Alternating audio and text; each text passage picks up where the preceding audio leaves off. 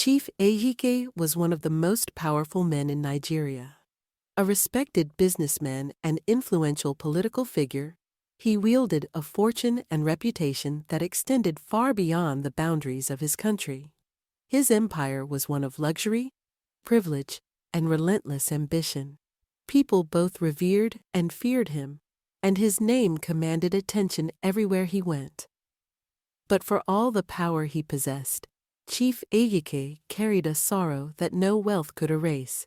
Years earlier, his beloved wife, Nena, had passed away after an accident. Nena had been his heart and soul, the steady presence that balanced his ambitious spirit and anchored him in the world. Her death left him shattered, a wound that he never allowed anyone to see. Standing by her graveside, in the early morning mist, he silently vowed to protect the one thing he had left of her, their only child, Eric. Chief Ejike had raised Eric with love, teaching him the values of integrity, loyalty, and quiet strength.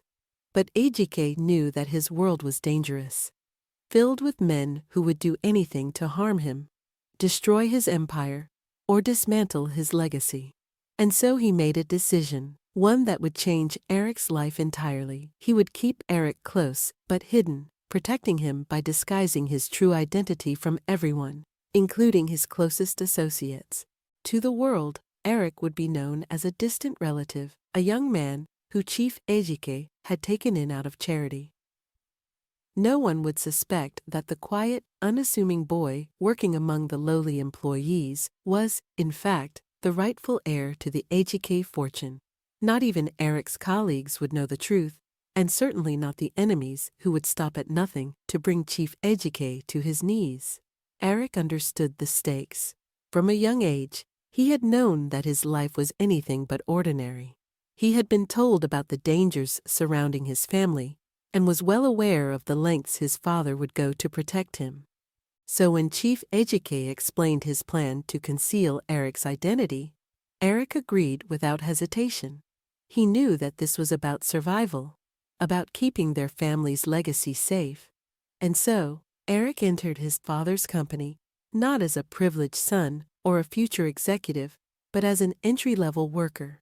He wore simple clothes, drove an old bike, and lived as humbly as any other young man in the city. In the eyes of his colleagues, he was just another employee, one of the countless workers Chief Ejike had hired from his extended family out of generosity. Eric's job was grueling. He was assigned menial tasks and thankless chores, expected to complete whatever was handed to him without complaint. He worked as an errand boy, running documents between departments, carrying heavy boxes, and performing duties that others considered beneath them. It was as if his colleagues wanted to test the limits of his endurance, and they pushed him as hard as they could, often with thinly veiled mockery. At first, the other employees pitied him, then gradually began to resent him. They saw him as a charity case, a distant relative Chief Ejike had taken in and given a job purely out of kindness. Rumors spread through the company that Eric was the poor cousin whom Chief Ejike had saved, and employees began to treat him with a kind of patronizing scorn. They made him the butt of jokes, assigned him the worst shifts, and belittled his efforts at every turn. But Eric endured. His father had taught him that true strength was found in humility and patience, and Eric took those words to heart. He remained silent in the face of insults, bearing each task without protest, even as he quietly observed everything around him. Unknown to his colleagues, Eric was watching for signs of disloyalty, suspicion, or anything that might reveal the hidden threats against his father's empire. Among his colleagues, there was one person who especially caught Eric's attention, Ivy. She was beautiful, ambitious, and seemed to command respect wherever she went. Her charm was undeniable, and she quickly gained the admiration of those around her. Unlike Eric, Ivy had risen quickly within the company, her talents and assertiveness securing her a comfortable position. Eric found himself captivated by her, fascinated by her confidence and intelligence. Ivy, however, barely noticed Eric. To her, he was just another low-ranking employee, someone who did menial tasks and stayed out of sight. She had her eyes set on a future that involved wealth, power, and status, and a young man like Eric had no place in that vision. But for Eric, her distant beauty and the way she carried herself left an impression. Despite knowing it was hopeless, he admired her from afar. In his heart, Eric held on to a quiet hope that perhaps one day she would see him differently. But that hope was challenged when Ivy learned of a surprising development.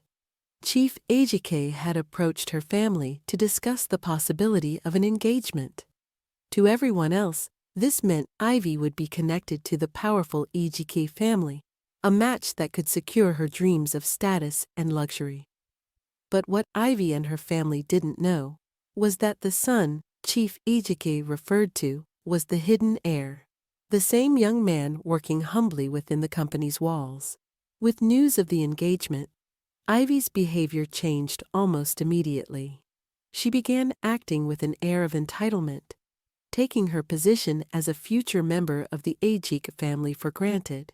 She was increasingly dismissive of those around her, looking down on co-workers she had once been friendly with, and treating Eric, in particular, with scorn and disdain. As Ivy assumed her role as a future heiress, her arrogance became hard to ignore. She treated Eric with open contempt, speaking to him as though he were a mere inconvenience. She took every opportunity to remind him of his place and mocked him for his modest appearance and lowly job. Her friends followed her lead, belittling Eric and using him as a target for their jokes and condescending remarks. Eric endured this treatment in silence, his father's words echoing in his mind. "Patience is a weapon, my son. Use it well." Although the humiliation stung, Eric reminded himself that this was all part of the plan. Every insult and every sneer only strengthened his resolve, making him even more determined to carry out his father's mission and prove his loyalty. Behind the scenes, however, Eric's quiet position allowed him to observe everything within the company. He heard whispers of discontent, rumors of shady dealings, and caught snippets of conversations that hinted at betrayal. With careful precision, he began piecing together the fragments of information he gathered, knowing that this knowledge could one day be crucial in protecting his father's empire. In the midst of the turmoil, Eric found an unexpected source of comfort: Christabel, Ivy's stepsister. Christabel was nothing like Ivy. While Ivy sought wealth and power, Christabel was humble, kind, and quietly resilient. She worked in the company as well, although in a far less glamorous role than Ivy. Christabel had been raised in a loving household, but her life changed when her father remarried Ivy's mother, Veronica. With her father's death, Christabel was left at the mercy of Veronica and Ivy, who treated her as little more than a servant. Despite her hardships, Christabel bore her suffering with dignity. She treated everyone with respect, even Eric, whom she knew only as a distant relative of Chief Ejike. Unlike Ivy, Christabel didn't look down on him. In fact, she often went out of her way to be kind to him, sharing small moments of laughter and friendship that brought warmth to Eric's otherwise harsh life. Over time, their friendship deepened. They would talk during their breaks, sharing stories, laughing at jokes, and finding solace in each other's presence.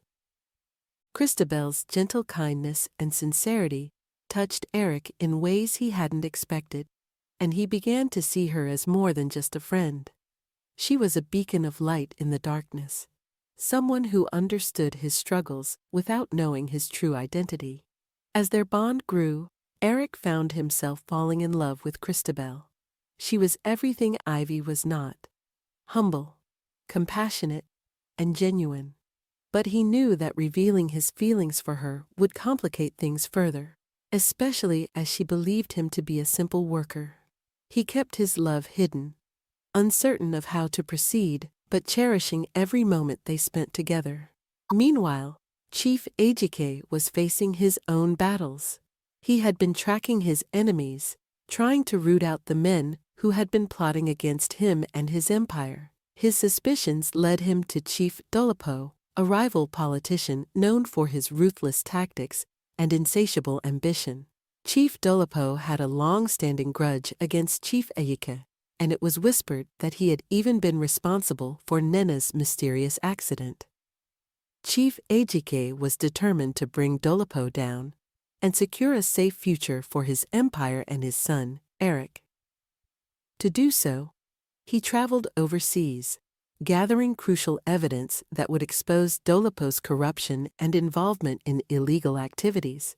However, Chief Ejike knew that this mission was dangerous. Dolapo had powerful allies and a reputation for silencing those who threatened him. While Chief Ejike was abroad, Eric was preparing to take a bold step in his personal life. His feelings for Christabel had deepened, and he wanted to share his heart with her. He planned a special evening at a quiet park, hoping to reveal his love and ask her to be with him. But just as Eric gathered the courage to confess, a sleek black car pulled up beside them, and several men in dark suits stepped out. These men were his father's trusted allies, the ones assigned to protect Eric without revealing his true identity. They whispered urgent news to Eric, their faces grim.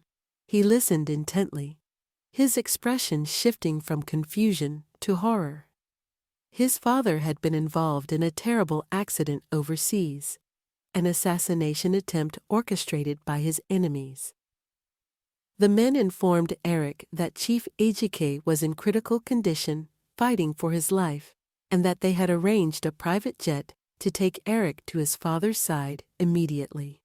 Without a word of explanation to Christabel, Eric turned and left with the men, leaving her standing alone in the park, confused and heartbroken. She watched in disbelief as he disappeared, feeling a profound sense of abandonment and betrayal. She had no idea why he had left so suddenly, or if she would ever see him again. Eric flew overseas, his mind racing with fear and sorrow. He arrived at the hospital, where his father lay weak and frail, barely clinging to life. Chief Ejike managed a faint smile as he saw his son enter the room. Despite the tubes and machines surrounding him, he gathered his remaining strength to speak. "Eric," he whispered, his voice barely audible. "You've done well. You've been everything I could have hoped for." He paused, struggling to breathe. "Our enemies, they've taken everything, but they won't take you." Eric's heart ached as he held his father's hand, listening to his last words. Chief Ejike urged him to continue his legacy, to protect their empire, and to remember the values he had instilled in him. With his final breath, Chief Ejike left Eric with a final responsibility: to finish what he had started and to bring justice to those who had wronged them. Chief Ejike passed away that night, leaving Eric devastated and alone. For days, Eric was consumed by grief. But he knew he had to honor his father's memory by fulfilling the mission he had left behind. After arranging a dignified funeral, Eric vowed to carry out his father's last wishes and to dismantle the corrupt forces that had targeted their family.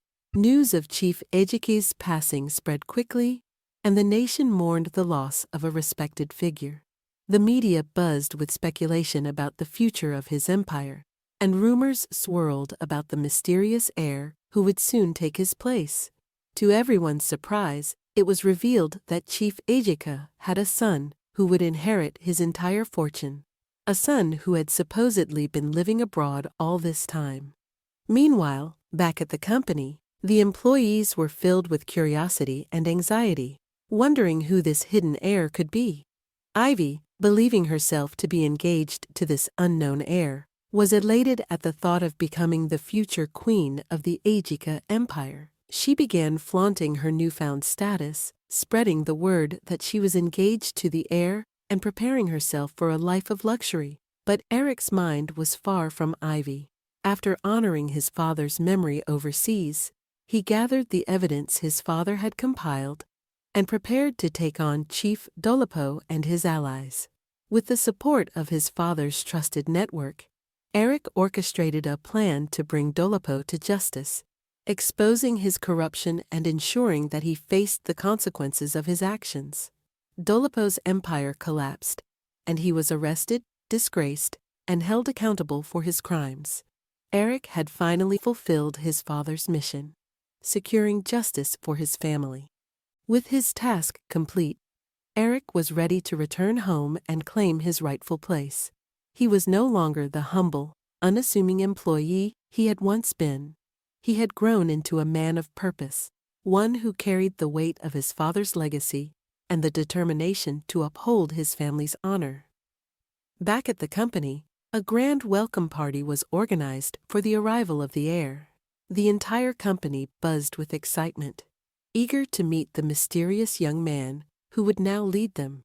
Employees who had once mocked and mistreated Eric were now nervous and curious, wondering what kind of person this heir would be.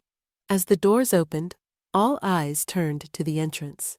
Eric entered the room, dressed impeccably, with an air of quiet confidence and dignity. The crowd fell silent as they recognized him, the lowly worker they had once ridiculed.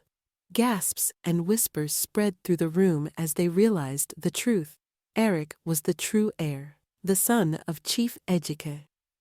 Ivy's face turned pale as she watched Eric walk past her, realizing with horror that she had spent all these years belittling the very man she believed she was destined to marry.